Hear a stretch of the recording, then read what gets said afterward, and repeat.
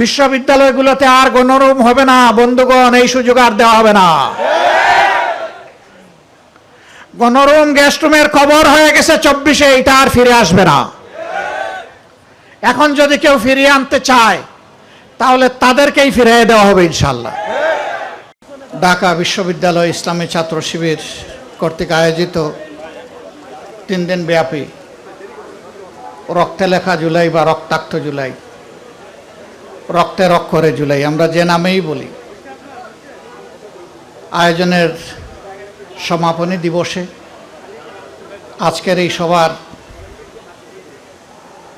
বিশ্ববিদ্যালয়ের সভাপতি উপস্থিত আছেন, ইসলামী ছাত্র শিবিরের কেন্দ্রীয় সভাপতি, বাংলাদেশ জামাতে ইসলামীর সেক্রেটারি জেনারেল সহ উপস্থিত নেতৃবৃন্দ, বিশ্ববিদ্যালয় পরিবারের সম্মানিত সদস্যবৃন্দ, সুধীমণ্ডলী, সাংবাদিক বন্ধুগণ, আমি প্রথমেই কৃতজ্ঞতা জানাচ্ছি এমন একটি চমৎকার আয়োজনে ইসলামী ছাত্র শিবির আমাদেরকে দাওয়াত দিয়ে সম্মানিত করেছে, এই জন্য তাদেরকে অভিনন্দন জ্ঞাপন করছি।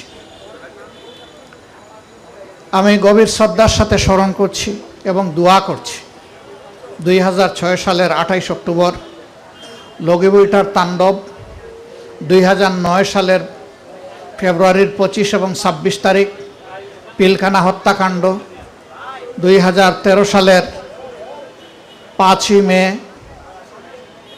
শাপলা চত্বরের হত্যাকাণ্ড, 2009 থেকে শুরু করে 16 সাল পর্যন্ত বাংলাদেশ জামাতে ইসলামীর শীর্ষ নেতৃবৃন্দকে মিথ্যা মামলায় ফাঁসিয়ে দুনিয়া থেকে বিদায় করা, পদে পদে এই ধরনের যতগুলা হত্যাযজ্ঞ অনুষ্ঠিত হয়েছে, যাদেরকে খুন করা হয়েছে, যাদেরকে গুম করা হয়েছে, এখন পর্যন্ত গুমের শিকার যে সমস্ত ব্যক্তি তাদের আপনজনদের বুকে ফিরে আসেননি, তাদেরকে আমি বিশেষভাবে শ্রদ্ধার সাথে স্মরণ করছি। একান্তভাবে স্মরণ করছি জুলাইয়ের 1 তারিখ থেকে শুরু করে আগস্টের 5 তারিখ অর্থাৎ 36 জুলাই পর্যন্ত বুক চিতিয়ে লড়াই করে যারা ফেসিবাদকে বিদায় করে বাংলাদেশের মানুষকে মুক্তি দিয়েছেন, তাদের সকলকে গভীর শ্রদ্ধায় স্মরণ করছি। 6-এর 28 অক্টোবর থেকে শুরু করে 24-এর 5 আগস্ট পর্যন্ত যারাই খুন হয়েছেন, মহান আল্লাহ তাআলার দরবারে দোয়া করি আল্লাহ তাদেরকে শহীদ হিসাবে কবুল করুন। যারা আহত পঙ্গু হয়ে কষ্টের জীবন বয়ে চলছেন, তাদের প্রতি সহানুভূতি জ্ঞাপন করার পাশাপাশি সরকারের কাছে আহ্বান জানাবো তাদের পাশে দাঁড়ান, সুচিকিৎসার ব্যবস্থা করেন এবং সম্মানের সাথে জীবনে বেঁচে থাকার সুযোগ তৈরি করে দেন। জুলাইতে যারা নিহত হয়েছেন তাদেরকে রাষ্ট্রীয়ভাবে সম্মানিত করুন, শুধু কয়টা টাকা দিয়ে পরিবারকে নয়, তাদের স্মৃতিকে জাতির সামনে তুলে ধরুন, স্মরণীয় করিয়ে রাখুন। কারণ এখনকার যে সরকার, এই জুলাইয়েরই ফসল। আমরা যারা বিরোধী দল জুলাইয়ের ফসল, কিন্তু আফসোস অনেকেই উপকার ভুলে যান, স্মরণ থাকে না। জুলাইকে নিয়ে অনেকে তুচ্ছ-তাচ্ছিল্য করছেন, আমি বলবো তারা ছোট লোক। তাদের আত্মসম্মানবোধ থাকলে জুলাইকে নিয়ে তুচ্ছ-তাচ্ছিল্য করার কোনো সুযোগ নেই।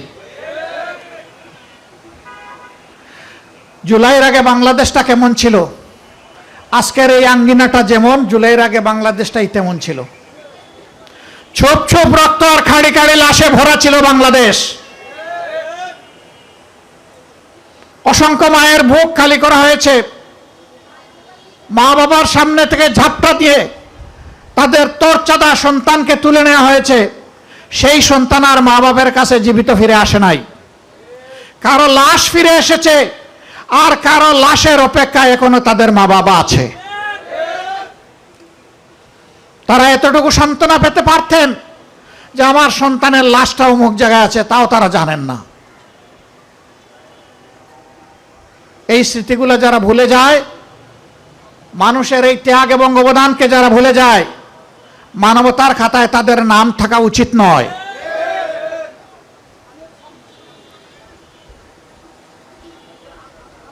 প্রিয় ছাত্র সুধী বন্ধুরা, 55টি বছর এক এক করে কেটে গেল স্বাধীনতার পর, এখনো আমরা হামাগুড়ি দিচ্ছি।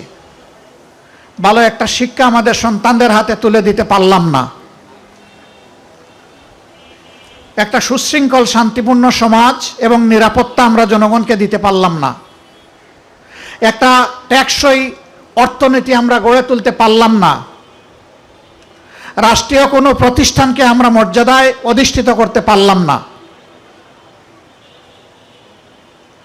গরিব দুঃখী মেহনতি মানুষের কপালের ঘামের ফুটা আমরা দূর করতে পারলাম না। হাহাকার ক্লিষ্ট শ্রমিক সমাজের ন্যায্য পাওনাটা আমরা নিশ্চিত করতে পারলাম না। তাহলে আমরা পারলামটা কি? আমরা পেরেছি কানাডায় বেগমপাড়া গড়ে তুলতে পেরেছি।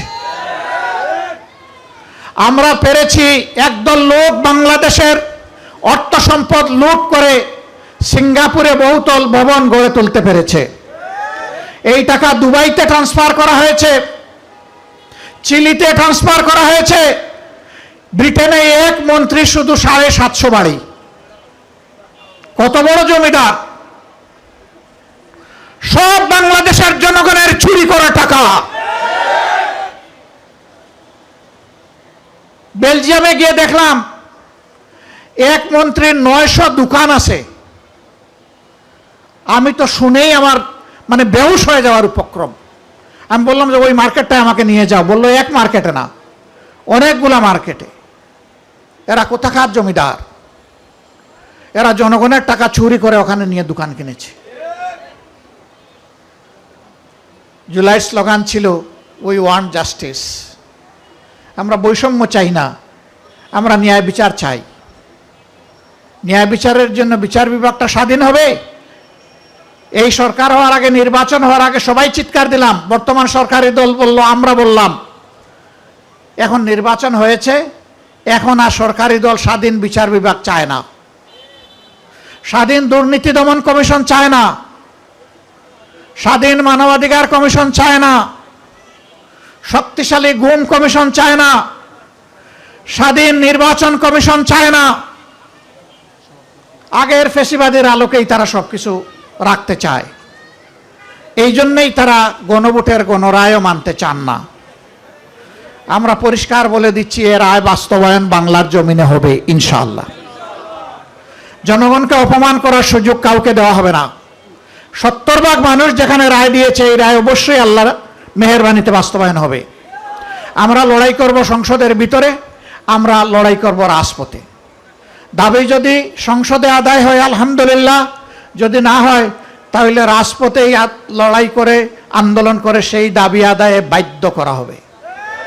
কোনো ছাড় নাই, এক সুতাও ছাড় নাই, কোনো ধানাই পানাই মানব না। অনেক লোভ টোপ আমাদেরকে দেওয়া হয়েছে, সবগুলো আমরা ঘৃণা ভরে প্রত্যাখ্যান করেছি। আমরা বলে দিয়েছি জনগণের সাথে আমরা বেঈমানি করব না, জনগণের রায়কে অপমান করব না। আজ যদি গণভোটের রায় ব্যর্থ হয়, জনগণ নির্বাচনী এবং গণতান্ত্রিক প্রতিষ্ঠানের উপর আস্থা হারাবে, জনগণ ধিক্কার দেবে। সেই ধিক্কারের পাত্র বিরোধী দল বনতে চায় না। এ দায়িত্ব আমরা নেব না। এই জন্যই আমাদের লড়াই, আমাদের সংগ্রাম। এখন অনেকেই বিভিন্ন ধরনের কথা বলেন স্বৈরশাসকের ভাষায়, তাদের চেলা চামুন্ডরা কথা বলে, বট বাহিনীরা মানুষের ইজ্জত নিয়ে খেলা করে। আবার সেই ফেসিবাদ। বিশ্ববিদ্যালয়গুলোতে আর গণরুম হবে না বন্ধুগণ, এই সুযোগ আর দেওয়া হবে না। গণরুম গেস্টরুমের খবর হয়ে গেছে 24-এ, এটা আর ফিরে আসবে না। এখন যদি কেউ ফিরিয়ে আনতে চায় তাহলে তাদেরকেই ফিরিয়ে দেওয়া হবে ইনশাল্লাহ। এটা কোনো বিশ্ববিদ্যালয় আর হবে না। এখনো বিশ্ববিদ্যালয় রাজনৈতিক অপচর্চার কবল থেকে মুক্ত হয়নি। রাজনৈতিক বিবেচনায় অনেক জায়গায় অনেক কিছু করা হচ্ছে। আমরা চুপচাপ আছি মনে করবেন না আমরা ঘুমিয়ে গেছি। সমুদ্রে যখন নিম্নচাপ তৈরি হয় তখন তার অনিবার্য ফসল হচ্ছে পরবর্তী একটা ঘূর্ণিঝড়। বন্ধুগণ, আবারও কথা দিতে আসছি, জনগণের স্বার্থের সাথে কোনো আপোষ হবে না, কোনো অপশক্তির কাছে মাথাও নত করা হবে না। এটা দেশীয়, আঞ্চলিক, আন্তর্জাতিক যাই হোক, ইনশাআল্লাহ যুবকদের প্রত্যাশার আকাঙ্ক্ষার বাংলাদেশ গড়ে দেওয়ার জন্য আমাদের বাকি জীবনকে আমরা উজাড় করে দেব। আবার যুবক হয়ে লড়াইও করব যুবকদের সাথে ইনশাআল্লাহ। যুবকদের হাত ধরে, যুবকদের সাথে থেকে, যুবকদের সম্মুখভাগে থেকে মুক্তির আন্দোলন চলবে ইনশাআল্লাহ। এই আন্দোলন কেউ বন্ধ করতে পারবে না।